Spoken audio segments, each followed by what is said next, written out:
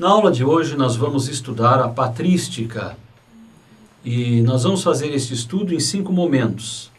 Primeiro vamos conceituar patrística e dar algumas características deste período, deste movimento. Num segundo momento vamos tratar da expressão logos e também de um filósofo importante chamado Fílon de Alexandria. Num terceiro momento nós vamos estudar o movimento gnóstico, ou a gnose, e vamos ver alguns padres gregos, alguns autores gregos, entre eles Justino, Clemente, Pseudo Dionísio Areopagita, João Damasceno. E por fim, num quarto momento, veremos então alguns padres latinos, Tertuliano, Ambrósio, Jerônimo, Rufino, e já assim apresentamos Santo Agostinho, considerado um dos grandes luminares dentro do período da patrística, que será objeto da próxima aula, estudar a vida, as obras, aprofundar alguns temas em Santo Agostinho de Hipona. Pois muito bem, o que significa patrística? Ora, este termo vem de padres. A patrística significa um período, propriamente do século II ao século VII da nossa era, depois de Cristo. A patrística significa um movimento teológico-filosófico de personalidades brilhantes que debateram os problemas da sua época e nos legaram, portanto, obras relevantes para a história da teologia e também para a história da filosofia. Então, se nós quisermos definir patrística, devemos dizer que patrística é o conjunto dos padres da Igreja, ou seja, de intelectuais gregos e latinos, cristãos, que procuraram refletir, defender, debater a fé com o auxílio da filosofia grega. Então podemos dizer assim que é um conjunto de mentores, de intelectuais de um determinado período. Mas também podemos dizer, simplesmente, que é o período de desenvolvimento intelectual, de criação da teologia, e não é possível fazer teologia sem filosofia, e a própria teologia, de certa forma, ilumina, gera ou se utiliza de uma filosofia. Então podemos dizer que é esse período de intelectualidade entre os séculos II e VII. Depois, mais tarde, nós vamos então iniciar um novo período, ou um novo movimento, que vai se chamar escolástica. Mas eu chamo a atenção que a patrística, que é o período, ou que é o conjunto dos escritos dos padres da Igreja, deve ser entendida na sua própria nomenclatura de padre, Nós falamos em padre, claro, logo devemos pensar na palavra pai, a palavra pater, a palavra patris em latim, grego, latim, pater, patris. O pai é aquele que gera filhos, Então, devemos aqui lembrar os padres da Igreja como criadores de sistemas intelectuais, como intelectuais, escritores, que de certa forma geraram um pensamento. Este é o sentido aí que devemos lembrar ao falar de padres da Igreja. E não necessariamente pensarmos em padres da Igreja como sacerdotes. Claro que este termo padre, ou santos padres, veja que nos referimos ao período da patrística, a estes escritores, chamando a eles muitas vezes de santos padres. Então, é muito comum vocês nos livros encontrarem esta expressão. Vamos consultar Santo Agostinho, vamos consultar Santo Atanásio, Vamos ver o que os santos padres dizem. Então, evidentemente que esses santos padres, né, os padres, em primeiro lugar, trata-se de sacerdotes. E uma boa parte deles eram bispos. E até num período que se chamava o bispo de santo padre. Atualmente, os cristãos católicos chamam apenas o Papa, o bispo de Roma, como santo padre, né? Então, o bispo de Roma é chamado de santo padre, não que já seja santo canonizado, não é isto, né? É um homem na mesma condição dos demais, mas ele tem uma função, por ele ser o sucessor de Pedro, ter o serviço, o ministério de Pedro, o serviço que na Igreja Católica está a serviço da unidade, não uma função que está a serviço da unidade da Igreja. Então, por ser o sucessor de Pedro, o representante de Cristo na Terra, devido à função, ao cargo dele, há um respeito, uma consideração, como esse cargo é importante para a Igreja, se chama o Papa de Santo Padre. Mas, nos primeiros séculos do cristianismo, era costume também se atribuir aos bispos esse título de Santo Padre, Santos Padres.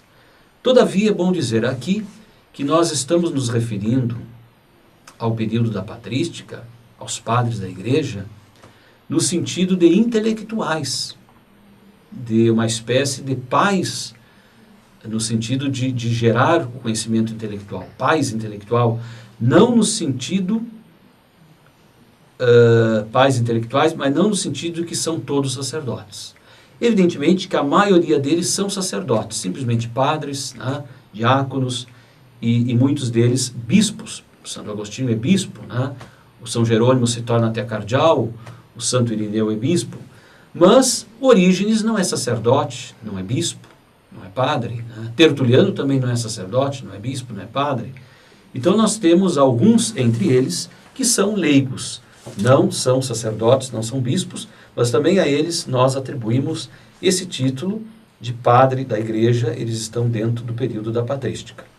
Chama a atenção ainda que esta palavra patrística está às vezes ao lado da expressão patrologia, porque a patrologia seria mais o estudo sistemático, a análise das obras, né? Enquanto a patrística é o estudo da vida e dos temas, das questões doutrinais, a patrologia faria, vamos dizer, um compêndio de obras, seria estudar mais a biblioteca que esses homens nos legaram. Bem, eu quero chamar a atenção aqui de que há problemas neste período do século I, II da era cristã, problemas textuais, por exemplo, de separar o que é texto bíblico, texto sagrado, de textos apócrifos, quer dizer, textos com lendas, textos que há dúvida de autenticidade, né? Então, neste momento, há muitos textos contando as narrativas, o que os apóstolos viram e ouviram a respeito de Jesus. Então, tem esse problema de reconhecer o cânon sagrado, o que vai ser o Novo Testamento. E essa discussão, esse estudo, né, em que os grupos e a Igreja procura estar de acordo com a tradição que vem de Cristo e dos apóstolos, vai somente no ano de 367 gerar, e vamos dizer assim, acertar a lista dos livros canônicos do Novo Testamento.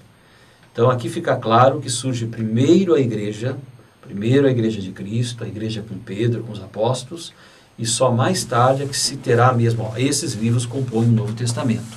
Mas há um outro problema aí, é de imbricar o Novo Testamento, a Nova Aliança, com o Antigo Testamento.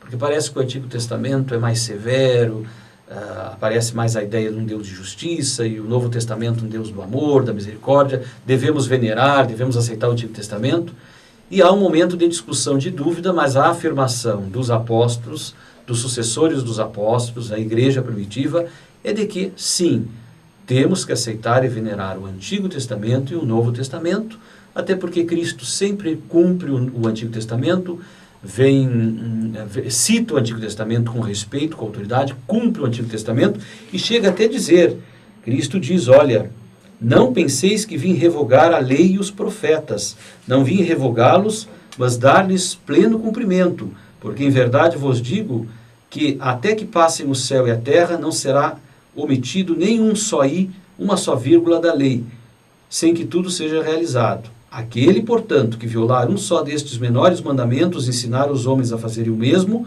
será chamado o menor no reino dos céus.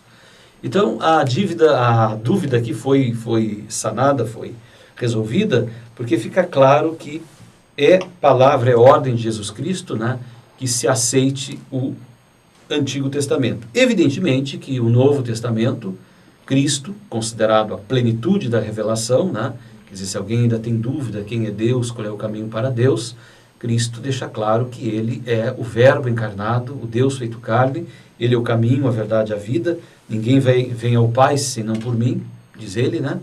Então, se os homens antes tinham só uma ideia vaga de Deus, agora eles têm uma representação, uma realidade concreta de quem é Deus, através da pessoa de Jesus Cristo. Então, claro, o Evangelho e o Novo Testamento dá uma tônica no amor, na misericórdia, né? Não mais aquela ideia de olho por olho, dente por dente, mas isso não significa desprezar os mandamentos, né, do Antigo Testamento, mas, claro, vivenciá-los, né, vivenciá-los através de uma nova ótica, que é a ótica do amor e da misericórdia, sem excluir a justiça de Deus, que está bem clara, quer no Antigo, quer no Novo Testamento. Então, uma vez resolvido esse problema do cânon do Novo Testamento, né, são 27 livros que compõem o Novo Testamento, e entendendo isso ao lado de uma tradição oral, porque, veja, os apóstolos disseram lá no início da pregação, nós vamos testemunhar, nós vamos falar, vamos escrever daquilo que vimos e ouvimos, da experiência que nós fizemos. E o próprio Novo Testamento disse que nem tudo que aconteceu foi colocado neste livro, foi colocado na Bíblia, né? Então, há uma tradição oral, há uma vida da comunidade, igreja cristã universal, que acompanha aí a elaboração, a construção do Novo Testamento. Por isso, separar o Novo Testamento, a Bíblia, da igreja, e dessa interpretação que a tradição toda em 2000 anos vai dar, realmente é, de certa forma, não compreender bem as Sagradas Escrituras, né? Me parece. Mas há problemas teológicos aí também, né? Problema trinitário, a questão da Trindade, que nós já vimos. Então, esses problemas todos, nesse momento agora, eles vão levar à reflexão, e aí nós temos os pagãos, os hebreus, que não aceitam, mas também os heréticos, ou os hereges, que são aqueles que querem ser cristãos, mas eles têm ideias diferentes a respeito daquilo que a igreja, que a tradição vem dizendo, por exemplo, a respeito da pessoa de Cristo, né? Será que Cristo é só homem, só natureza humana? Ou será que Cristo realmente é o que diz a tradição que vem dos apóstolos, ele é verdadeiro homem, verdadeiro Deus? Ou será que Jesus é só Deus e não tem um corpo humano? Ou será que Jesus tem duas vontades, como Deus e como homem, ou uma vontade só? Então, uma série de discussões, de heresias que geraram um debate, um estudo, e são os padres da igreja que vão fazer esse estudo, esta defesa da fé, que vão assim estabelecer uma identidade a respeito de Jesus Cristo e uma identidade a respeito dos cristãos. Porque tem coisas que a gente pode dizer, é mais ou menos, mas tem coisas ou é ou não é. Eu não posso acreditar, não posso ter convicção, não posso entregar a minha vida por uma coisa que é ou é mais ou menos, né? Então esse Jesus é apenas um grande amigão que veio aí fazer autoajuda, é um milagreiro, um mágico que fez meia dúzia de milagres. Esse Jesus é um profeta, apenas que denuncia o mal e anuncia o bem. Esse Jesus é apenas o Filho de Deus, ou esse Jesus realmente é Deus? É o Verbo encarnado, gerado e não criado, por isso gerado. E claro, cada vez mais se confirma e se chega à conclusão que esse Jesus Cristo é não só o Filho de Deus, não só o Filho, a segunda pessoa da Trindade, o Pai é a primeira e o Espírito Santo é a terceira, mas esse Jesus é o Verbo encarnado, é Deus feito carne, é um com o Pai, é da mesma substância com o Pai. Então, ele é Deus verdadeiro, homem verdadeiro e Deus verdadeiro. Este é o dogma central, a verdade central do cristianismo. Quem aceita isso é cristão, católico, né? Quem não aceita isso não é cristão, muito menos católico.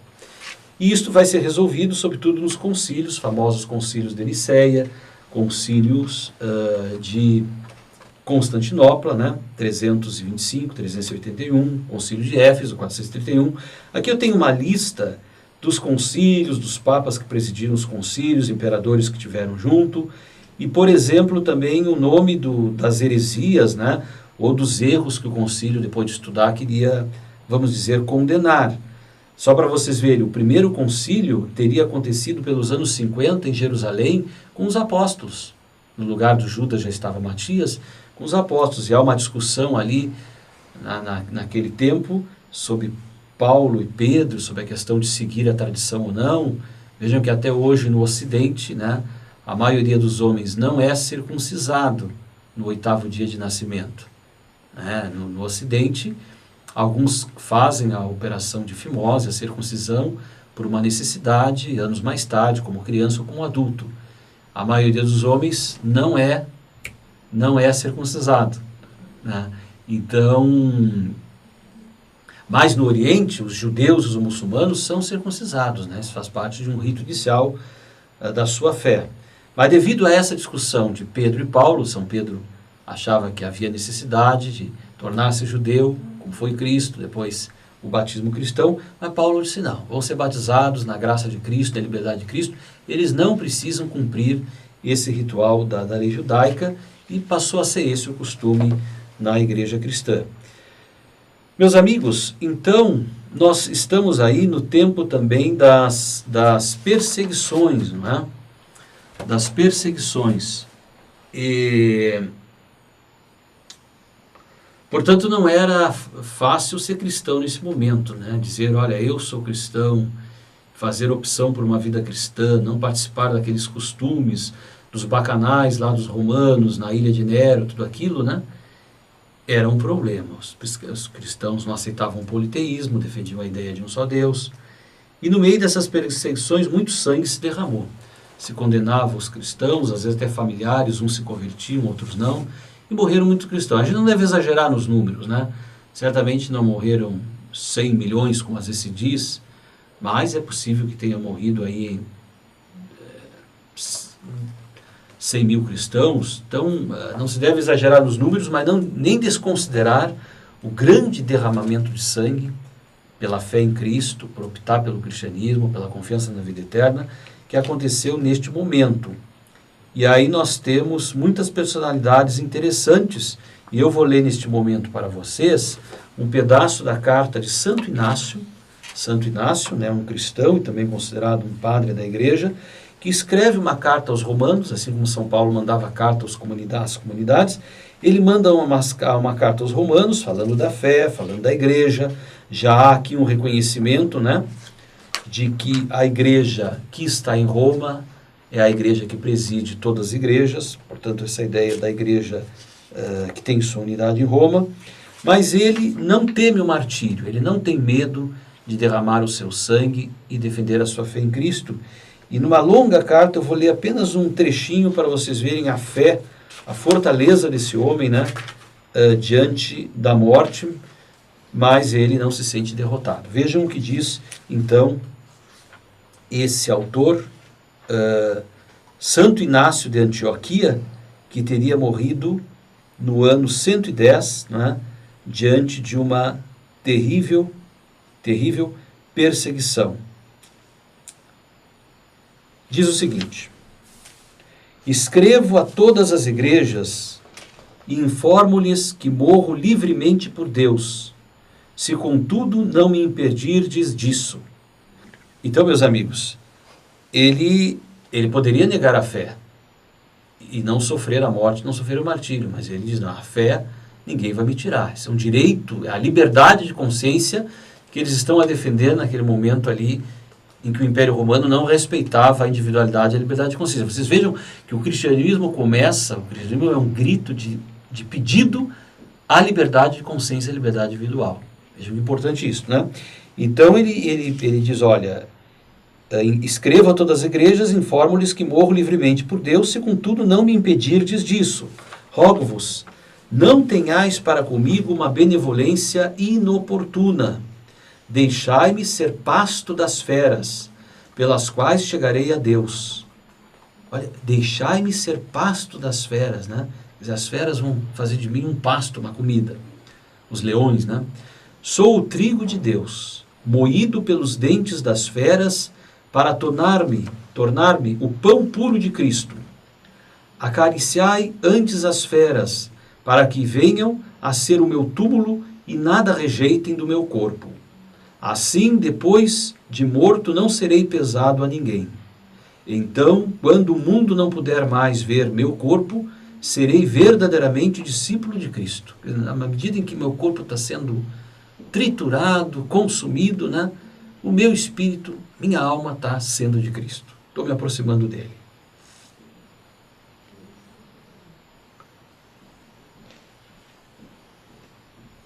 Rogai a Cristo para que, por esses dentes, me torne um sacrifício para Deus.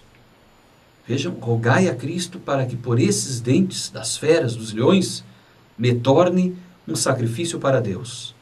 Não vos dou ordens como Pedro e Paulo. Eles eram apóstolos. Eu, um condenado. Eles livres. Eu, até agora, um escravo. É a humildade dele, dizendo, não é, que não está morrendo na mesma condição, na mesma dignidade que os santos apóstolos, né? Pedro, primeiro apóstolo, primeiro papa, e que até morre crucificado e pede para ser crucificado de cabeça para baixo, porque São Pedro não queria ter a mesma honra, a mesma dignidade do Senhor, né? Paulo foi decapitado, mas ele se coloca agora como alguém mais humilde, escravo, né? Mas se morrer, então continua Inácio, mas se morrer, tornar-me-ei um liberto de Jesus Cristo e ressuscitarei nele, inteiramente livre, por enquanto aprendo nos ferros a nada desejar. Então nós temos aí o testemunho de Santo Inácio, né, que é firme, não tem medo da morte, confiança na ressurreição, né? São Paulo também diz nas suas cartas que assim como um trigo cai na terra e fica nada, morre, né? Quer dizer, aquilo pode germinar numa grande árvore, etc., uma grande planta. Então também é possível que de um corpo que fique em nada, em pó, possa haver a ressurreição, a restauração do corpo, uma nova vida.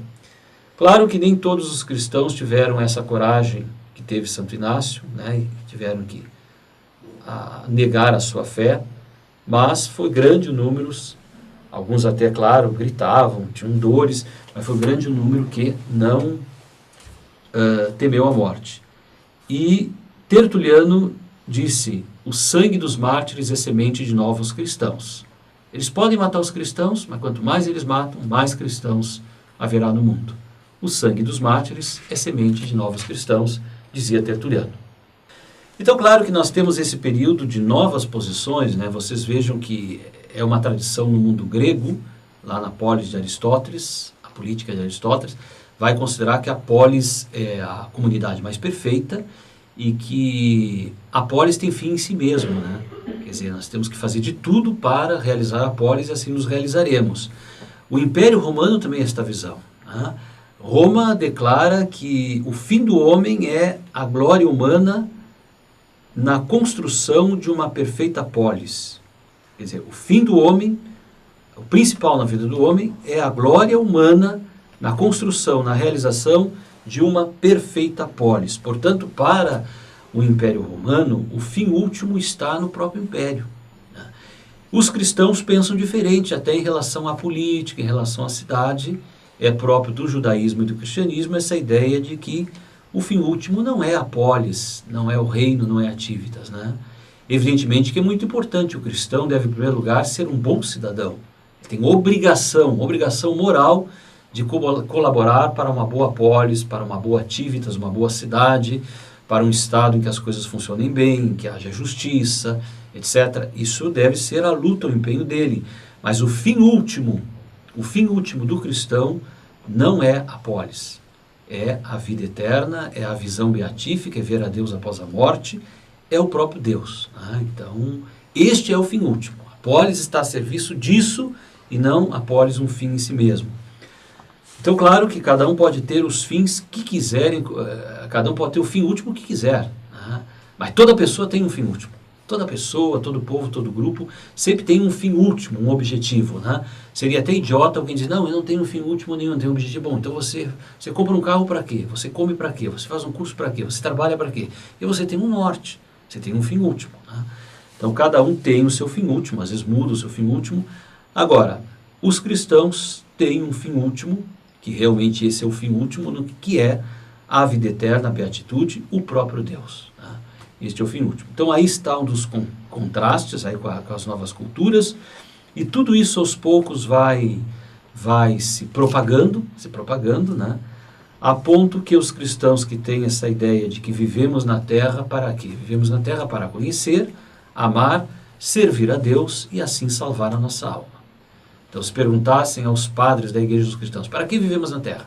Vivemos na Terra para conhecer, amar, servir a Deus e assim salvar a nossa alma. O que significa conhecer? Conhecer todas as coisas. Conhecer a mim mesmo, conhecer quem está perto de mim, conhecer a todas as coisas, fazer ciência, tem que fazer isso aí.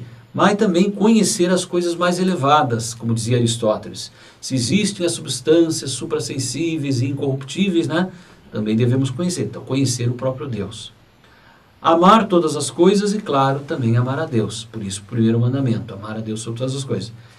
E, claro, assim servir a Deus e salvar a sua alma. E quem salva a alma, salva o corpo. O que devemos fazer, então, para servir a Deus?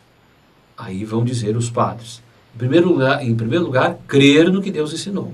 Crer no que Deus ensinou. E aí está a oração do credo, o símbolo dos apóstolos, com 12 artigos, nós já vimos aqui um pouco, que dizem aquilo que o fiel cristão deve crer no que Deus ensinou. Em segundo lugar, o que devemos fazer para servir a Deus? Em segundo lugar, devemos fazer o que Deus mandou. Não qualquer coisa, não agir de qualquer modo, mas fazer o que Deus mandou. O que Deus mandou? Guardar os 10 mandamentos. E Jesus sempre vai repetir, quem me ama guarda os mandamentos. Os mandamentos que estão aí para regular, para ajudar as pessoas. Terceiro, o que devemos fazer para servir a Deus? Terceiro lugar, receber os santos sacramentos. E a patrística, os padres vão se dedicar para que se compreenda o que é um sacramento, né? Então, a igreja é o grande sacramento de Cristo, Cristo, sacramento do Pai, a igreja, sacramento, sinal de Cristo, e na igreja estão 7 sacramentos, o primeiro é o batismo e os demais sacramentos, para ajudar as pessoas a viverem na amizade de Deus, na graça de Deus, e poderem viver os mandamentos e assim caminharem para a salvação, para o céu. E claro, rezar, quando os apóstolos pediram a Cristo que ensinasse a oração, ele ensinou o Pai Nosso. Mas, meus amigos, então, nesse período da patrística, nós podemos dividir esse período em 3 momentos. Primeiro momento, o momento dos padres apostólicos.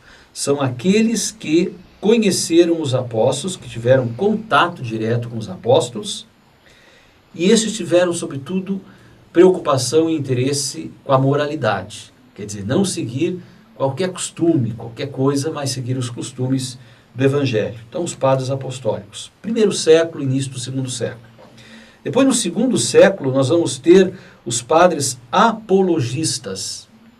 Essa palavra apologista vem de apologia, significa defesa. Então, são padres que querem defender a fé.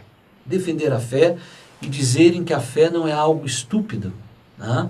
Inclusive, eles aproveitam muito o Evangelho de João, que tem a expressão logos, essa expressão logos. E depois, século III, século IV, nós vamos ter os padres da patrística propriamente dita, né, onde se utilizam bastante de Platão, né, e unem a filosofia de Platão aos dados da revelação para, então, escreverem essas obras, esses tratados de teologia, né, esses tratados que acabam sendo também de filosofia, que nós vamos chamar a patrística, e eles são uma lista muito grande, nós só vamos poder citar e dizer alguma coisa deles, mas eu diria aqui, São Clemente de Roma, a Didaquê, que é um documento importante do primeiro século, Santo Inácio de Antioquia, São Policarpo, Hermas, Aristides de Atenas, Justinos, Mártires de Leão, Atenágoras, Teófilo de Antioquia, a Carta de Oneto, Irineu, Clemente de Alexandria, Orígenes, Tertuliano, Hipólito, Cipriano, São Cipriano, Santo Atanásio, Hilário de Poitiers, Eusébio de Cesareia, São Cirilo de Jerusalém, São Basílio, Gregório Nazianzeno, Gregório de Nissa, Prudêncio, João Crisóstomo, Efrem, Epifânio, Ambrósio, Agostinho, Paulino de Nola, Pedro Crisólogo, Cirilo de Alexandria, João Cassiano, Vicente Lerins, São Leomagno, São Bento de Núrcia, São Venâncio Fortunato, São Gregório Magno, Isidório de Sevilha, Ildefonso, São Máximo, João Damasceno e por aí vai. Poderia apresentar mais uns 30, né?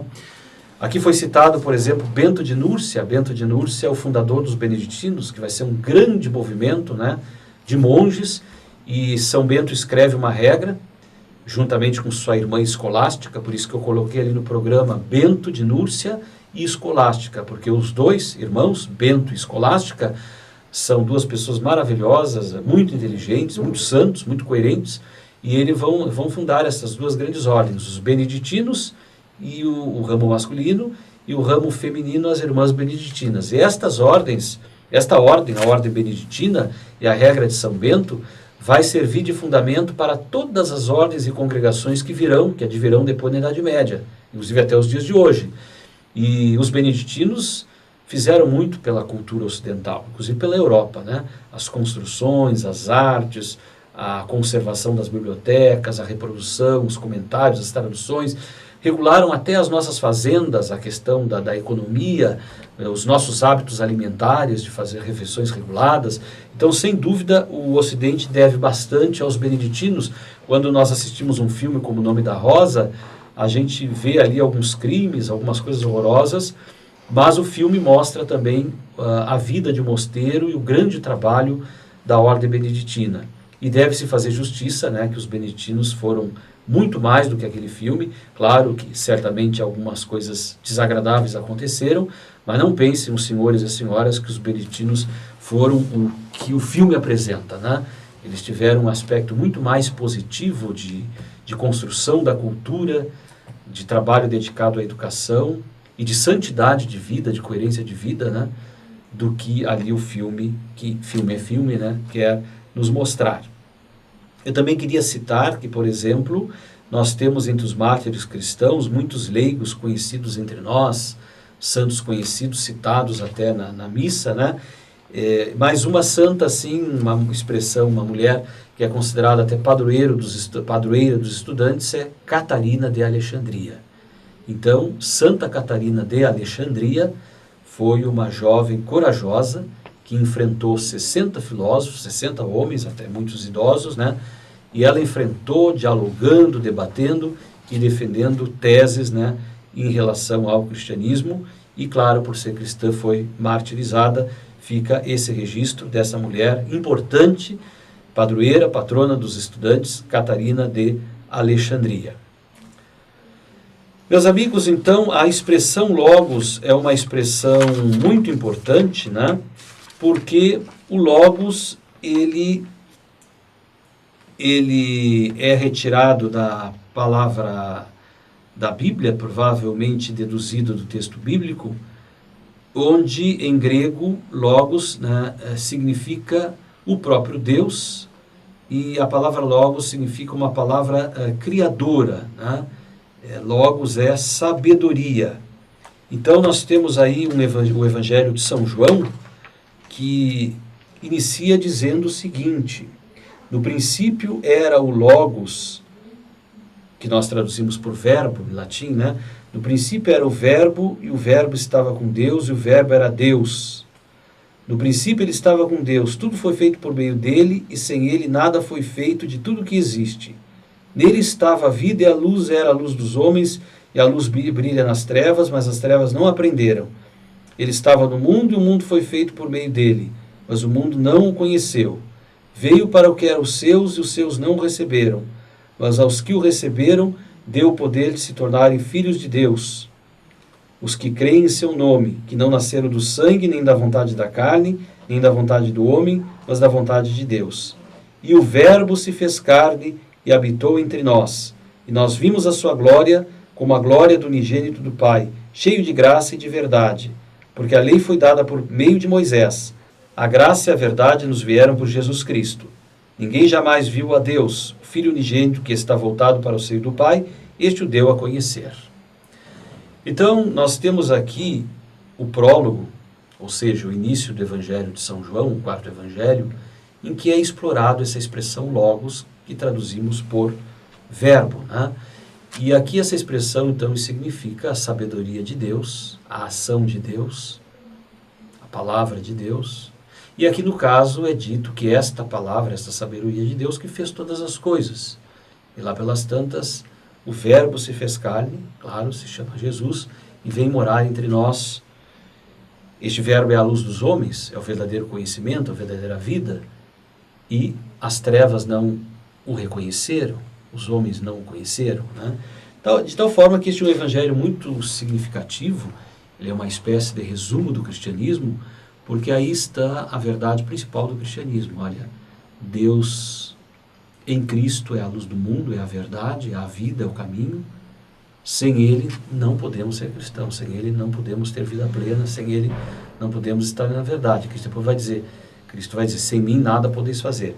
Então o evangelho é importante. Esse evangelho é tão importante que no rito da missa, hoje chamado rito extraordinário, mas no rito, na liturgia da missa, até 1969, no final da missa havia um segundo evangelho. Então, todas as missas, podia ser qual for, o domingo, qual o dia, tinha lá o evangelho da missa e no final sempre este evangelho de João, dada a importância dele. Bom, falando em logos, né, dessa expressão grega, que já vai ajudar um pouquinho na reflexão entre conhecimento dos gregos e conhecimento da doutrina cristã, nós temos uma pessoa importante, que é uma espécie de precursor da patrística, ou até nós podemos dizer de pai da patrística. E curioso que ele não é um cristão. Ele não conhece os cristãos, não conhece os apóstolos, não conhece o evangelho, mas ele vive mais ou menos na época de Cristo, né? Ele provavelmente nasceu aí pelo ano 15, 10 a.C., e deve ter morrido mais ou menos pelo ano 30, 40, mais ou menos o tempo da vida de Cristo. Ele é um judeu, né? Portanto ele conhece o Antigo Testamento, mas ele é um homem inteligente que faz filosofia, e ele até chama a sua filosofia de filosofia mosaica, claro, atribuindo-se a Moisés, e ele faz um trabalho de exegese importante, onde ele usa o método da alegoria, que é um método, né, de... O que é uma alegoria? Uma imagem que é apresentada como símbolo de um conceito. Interpretação alegórica dos textos é, portanto, a que procura percorrer de novo, em sentido inverso, esta relação, ou seja, reconduzir as imagens ao sentido filosófico que as inspirou. Então, o Filo de Alexandria tem esse método, né, de perceber ali as metáforas da Bíblia, desconstruir o texto, reconstruir o texto, e ver através daqueles símbolos todos que a Bíblia apresenta, né? Sabemos que há muitos símbolos, os números, já o mundo foi criado em 7 dias, enfim, ele procura perceber qual é a mensagem, qual é o conceito, né, que essas alegorias querem nos dizer. Portanto, é um trabalho de exegese interessante, que, de certa forma, introduz todo o trabalho de pesquisa, sobretudo na área das humanas, que é um trabalho de exegese, inclusive hoje um trabalho da filosofia. Entender bem um texto, analisar bem um texto, interpretar um texto, reproduzir um texto, debater, elaborar uma síntese. É um trabalho rigoroso de exegese. E esse trabalho é filosófico, é um método filosófico, né? Vocês vejam que mesmo para defender a fé, terá que se fazer filosofia. E também para atacar a fé, para dizer que a fé não é verdadeira, não tem conteúdos verdadeiros, válidos. Teremos que fazer filosofia, teremos que argumentar para, vamos dizer, tanto defender como também combater o dado de fé. E é esse o trabalho, então, que começa a se fazer agora, tanto de uma parte como de outra, né? Por isso que se reconhece uma reflexão filosófica também neste movimento chamado patrística. Alguma coisa mais ainda a respeito deste autor importante, que vocês devem ir à obra no Reale do Antissérie, né? E também as bibliografias que estamos indicando, e estudar um pouco sobre Fílon de Alexandria, ou Fílon judeu. Fílon toma da Estoá, os estoicos, o conceito de logos, e de Platão, a estrutura do mundo suprassensível e o das ideias, que reforma de modo profundo, considerando-o como objeto do pensamento de Deus e criação de Deus. Do Antigo Testamento, toma grande parte dos traços éticos, antropológicos e teológicos, que interpreta e traduz à luz da alegorização filosófica. Fílon pode ser considerado precursor dos padres, principalmente porque foi o primeiro a tentar uma mediação entre a mensagem bíblica e a filosofia grega, dando assim forma ao que ele próprio chamava de filosofia mosaica. O instrumento dessa filosofia é a alegoria filosófica que procura, sob a letra do texto revelado, significados e conceitos filosóficos, de modo que, no fim, o relato histórico da Sagrada Escritura é transcrito como mensagem filosófico-teológica. Bem, nós não temos tempo aqui de aprofundar todas as categorias, inclusive a tríplice divisão de pessoa que ele nos deixa, né, dizendo que o homem é corpo, o homem tem corpo, tem alma, a alma enquanto intelecto, mas ele fala de uma tríplice divisão. O homem, além de corpo e alma, ele tem um espírito proveniente de Deus. Então ele faz a distinção aqui entre alma, como intelecto, como mente, e o espírito, né, que seria uma espécie de sopro de ligação do homem com Deus. Meus amigos, nós temos que falar ainda sobre a gnose, o movimento gnóstico, que é um movimento que surge no século II, se amplia no século III, um movimento com muitas raízes, com muitas nuances, né? E até hoje nós ouvimos falar de gnose, gnosticismo, é um movimento assim, meu Deus, é um saco de muitos gatos, né? É um movimento com muitas tendências, com muitas misturas, né? E, inclusive, em 1945, em Nag Hammadi, no Alto Egito, foram encontrados 53 escritos na linguagem copta que nos fala desse movimento, a gnose, ou este movimento, o gnosticismo, os gnósticos. E esses escritos novos, então, vêm confirmar, pelo menos 40 deles confirmam realmente aquelas ideias, aquelas teses que já se tinha dos gnósticos desde o século II, III.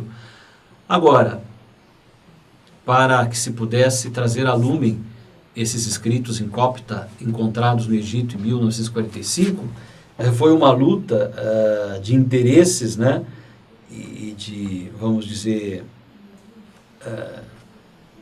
de proibição ao livre acesso disso, feita pelo próprio Museu Copta do Egito, né, preocupando-se em preservar isso aí.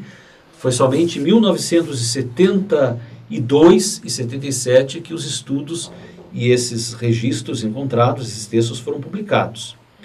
A gnose aparece no momento assim do cristianismo como um movimento curioso, desses movimentos que hoje temos, nova era, movimentos que vão dar uma resposta, uma solução ao mundo que está decaído, ao mundo que vive num pessimismo, né?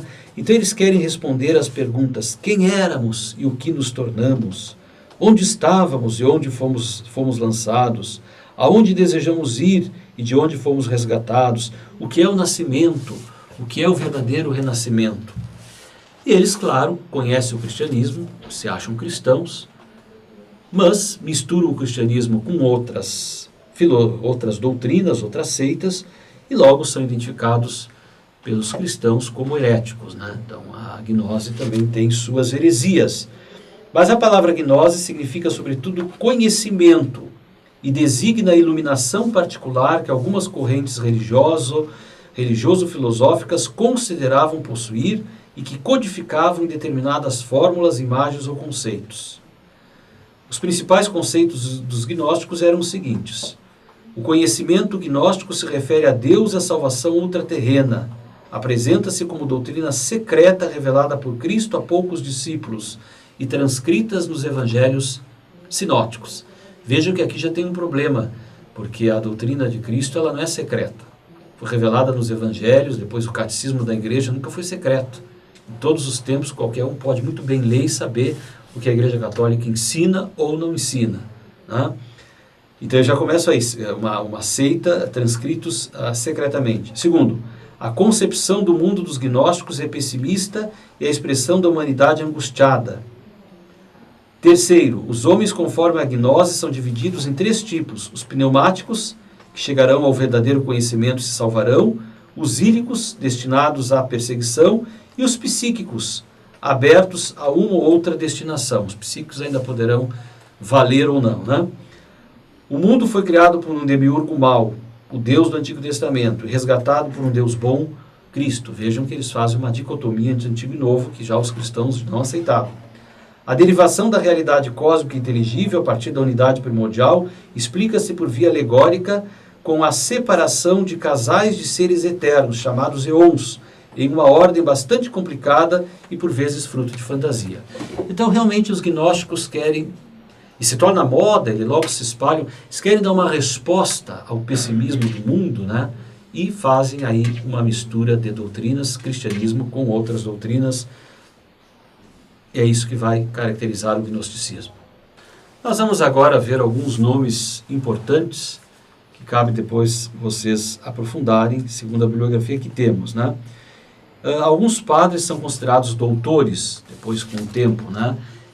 Outros não. Então, no Oriente, nós vamos ter, por exemplo, 4 doutores famosos: Atanásio, Basílio de Magno, Gregório Nazianzeno e João Crisóstomo, né? E no Ocidente, nós vamos ter também 4 doutores, agora que escreveram na língua latina: Ambrósio, Agostinho, Jerônimo e Gregório Magno. Meus amigos, vamos citar e ver alguma ideia de alguns. Por exemplo, Justino, que foi mártir, né? Justino, então, nós temos, foi o primeiro platônico cristão e o mais importante dos apologistas. Retomou de Filo a doutrina do Logos, que identificou com Cristo. Nos homens estão presentes sementes do Logos, graças às quais cada homem pode conhecer parte da verdade. Bom, o Justino, então, nos lega aquela ideia de Logos espermatikos, quer dizer, o Logos gera, né? As coisas não foram necessariamente criadas já perfeitamente, aí é uma ideia de evolucionismo, mas as coisas se desenvolvem a partir das sementes do Logos, sementes de razão. Depois Agostinho também vai retomar esta ideia.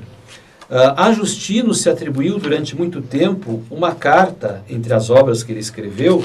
Temos aí várias obras de Justino, por exemplo, o Diálogo com Trifão, Apologias, mas tem uma chamada Carta de Agoneto, uma longa carta. Depois, mais tarde, se descobriu que não foi escrita por Justino, mas durante muito tempo se atribuiu a ele. Eu vou ler um trechinho, tá? Por fim, ao século II, remonta a breve carta dirigida à Carta de Agoneto, no qual a identidade dos cristãos no mundo em relação ao mundo é determinada com clareza e coerência. Então eu vou ler um trecho da carta. Diz o seguinte: os cristãos, carta de Agoneto. Os cristãos não se diferenciam dos outros homens nem por território, nem por língua ou por hábitos. Eles não habitam em cidades próprias, nem falam uma linguagem inusitada. A vida que levam nada tem de estranho. Sua doutrina não é fruto de considerações e elucubrações de pessoas curiosas. Nem se fazem promotores, como alguns, de uma teoria humana qualquer. Habitam em sua própria pátria, mas como estrangeiros, participam de tudo como cidadãos e tudo suportam como forasteiros. Toda terra estrangeira é sua pátria, e toda pátria é para eles terra estrangeira. Habitam na terra, mas são cidadãos do céu. Então, há esse outro paradoxo aí dos cristãos em relação aos gregos e aos romanos. Os cristãos se consideram que são cidadãos do mundo. Quer dizer, amam e obedecem às leis da pátria, da sua terra, mas eles consideram que todos somos irmãos. Cristo disse: vós todos sois irmãos. Não há estrangeiro, não há grego, quer dizer, o mundo é a minha casa, né? Claro que eu só tenho o mundo verdadeiro, a pátria celeste, está além deste mundo, mas este mundo também é a nossa casa, todos somos irmãos, temos um único Pai que é Deus. Vocês vejam que isso é um paradoxo, né? Isto é bombástico em relação ao cuidado com as fronteiras, né? Principalmente os romanos que viam quem está além das fronteiras como inimigo. E os cristãos, então, com essa ideia de catolicidade, de universalidade, a palavra católica quer dizer universal, no sentido de que todos são irmãos e no sentido de que Cristo fundou a igreja para todos os homens de todos os tempos, né? Então a igreja, enquanto cristã, enquanto universal católica, ela não é só para a Itália, ou só para a Grécia, ou só para a África, ela deve se estender e irmanar a todos no mundo inteiro. Bom, nós temos aí outros nomes importantes, como Clemente de Alexandria, que se propõe a demonstrar a perfeita harmonia entre fé e razão que existe no cristianismo. A filosofia não torna a verdade mais forte, mas defende a fé dos ataques dos inimigos da verdade. Então, o Clemente de Alexandria disse, olha, creio para compreender, né? Eu creio, mas também posso compreender aquilo que creio. Nós temos um outro importante, que é Orígenes, que vai dizer que Deus é uma realidade incorpórea e sua natureza transcendente o torna incompreensível à mente humana. Jesus, unigênito Filho de Deus, é a sabedoria de Deus substancialmente subsistente, no qual existem desde sempre as ideias de todos os entes existentes, né? Então, Orígenes vai escrever muito também sobre a encarnação de Jesus Cristo. Tem uma obra em que ele quer explicar justamente esse fato de Deus ter se feito humano, ter se feito carne. Bom, nós temos aí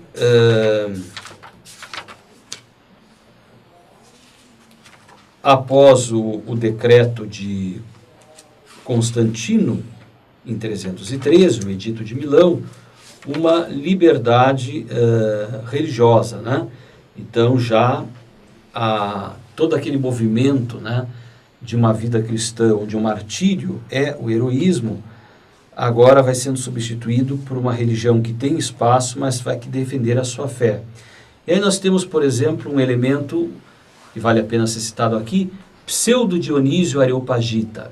Pseudo-Dionísio Areopagita, que por muito tempo se confundiu com aquele Dionísio Areopagita, do Areópago, lá do Novo Testamento, lá dos Atos dos Apóstolos, e depois mais tarde se soube que é um autor justamente que viveu entre o século V e VI, né? Então, de Pseudo-Dionísio, nós tivemos a ideia da teologia chamada apofática, negativa. O que significa isto? Significa que de Deus a gente mais pode dizer o que ele não é do que o que ele é. Querer pretender dizer, olha, Deus é isso, Deus é aquilo, é difícil. Nós podemos compreender que ele existe, mas defini-lo a essência não. Agora, nós podemos dizer o que ele não é. E, de certa forma, dizer o que ele não é, de certa forma,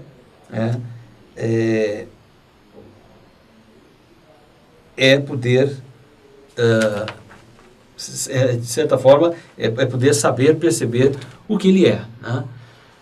Bom, Máximo o Confessor é uma outra grande personalidade que vai dizer o seguinte, ele vai defender o dogma da presença de duas vontades de Jesus, a vontade humana e divina, e portanto, vai ser um dos defensores de que Cristo é verdadeiro homem, verdadeiro Deus. E com isso, então, ele vai dar uma grande contribuição para os concílios da época a respeito desta verdade fundamental sobre Cristo, né? Nós temos ainda aí João Damasceno, com grande expressão, que vai assumir os elementos não só de Platão, mas também de Aristóteles, vai buscar uma síntese, que depois nós vamos encontrar de modo semelhante em Tomás de Aquino, né? E temos ainda os padres latinos. Gostaria que vocês procurassem estudar sobre Tertuliano, que é um padre latino que vai dizer, olha, a filosofia praticamente não serve para nada. E nós cremos justamente porque não entendemos, cremos porque é absurdo. Quem é que vai entender o mistério da Trindade, né? Então, em latim diz, credo qui absurdo, creio porque é absurdo. Agora, nós vamos ter que justificar o que cremos, né?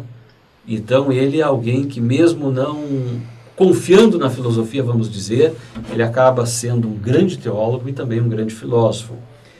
E o Tertuliano diz o seguinte: Atenas e Jerusalém nada têm em comum. Fé em Cristo e sabedoria humana se contradizem. Na verdade, a alma é naturalmente cristã e a cultura filosófica afasta da verdade. Tertuliano assumiu de Sêneca uma concepção corpórea da realidade do próprio Deus. Então Tertuliano diz assim: Atenas, a sabedoria de Atenas, o que tem a ver com Jerusalém, com Roma, com os cristãos? São sabedorias diferentes e claro que a sabedoria de Jerusalém para ele é superior.